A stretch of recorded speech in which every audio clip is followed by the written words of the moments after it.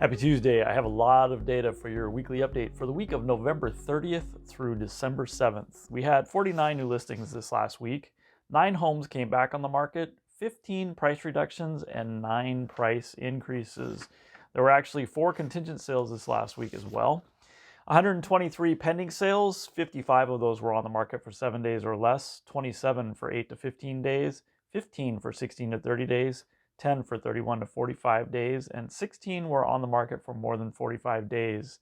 128 closed sales, 63 of those were on the market for 7 days or less, 14 for 8 to 15 days, 22 for 16 to 30 days, 9 for 31 to 45 days, and 20 were on the market for more than 45 days. 44 of the closed sales sold for less than 100% of their original list price, 18 sold at 100%, and 66 sold above asking. We had a split again this week. The average for the original list price versus the sale price was 100.55%. The average of the current list price versus the sale price was 101.45%.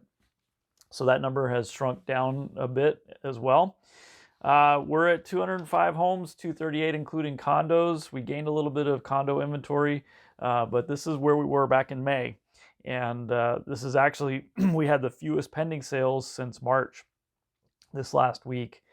There were 5 new listings over $1 million, 3 pending sales, and 11 closed sales over $1 million, but the most active price range was the 400 to 500 for both pending and sold. So where do we stand compared to 2020? This week last year, we were at 222 homes, 247 including condos, so we're at 96% of the inventory. There were 56 new listings, so we're at 88%. 116 pending sales, so we're at 106%. And 119 closed sales, so we're at 108%. So as you know, the Northwest MLS comes out with their statistical data for the previous month. And for the month of November, we saw some mixed information. The total number of new listings for residential and condominiums were up for Pierce, Snohomish, and Mason counties, but were down for Kitsap and King. And for closed sales, Kitsap, Pierce, and Mason were up, but King and Snohomish were down. So they had fewer sales in November of 2021 than what they did in 2020. And but all of the counties have more we've had more inventory in 2021 than we had in 2020, and we've had more sales for the whole year to date in 2021 versus 2020. So in King County, in November, they were at 98% of where they were in 2020. Their year to date, they're at 120%, and their median sale price is up 113.6% from where it was in 2020.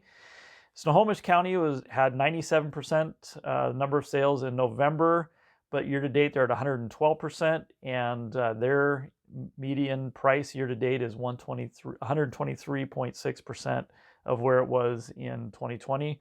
Pierce County was basically identical year to year. Their year to date, they're at 114%, and their median price has gone up 120.4%. Mason County saw 117% the number of sales in November.